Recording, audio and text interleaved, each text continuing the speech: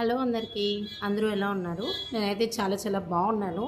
నేను ఈ మధ్య కాలంలో ఎక్కువ ప్రాబ్లమ్ చూసింది ఏంటంటే, చాలామంది పోలీస్ స్టేషన్‌కెళ్ళి కంప్లెయింట్ ఇవ్వడానికి భయపడుతున్నారు. అంటే కంప్లెయింట్ పట్టించుకోరేమో, లేకపోతే ఎఫ్ఐఆర్ చేయరేమో అని చెప్పేసి చాలామందికి చాలా డౌట్స్ ఉండుంటాయి.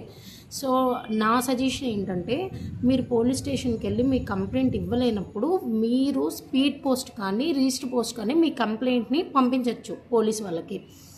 అదేంటి పోలీస్ స్టేషన్‌కి వెళ్ళిస్తేనే అసలు పట్టించుకోవట్లేదు, ఎఫ్ఐఆర్ చేయట్లేదు, అలాంటిది స్పీడ్ పోస్టో లేకపోతే అది రిజిస్టర్ పోస్టో చేస్తే ఎలా పట్టించుకుంటారని.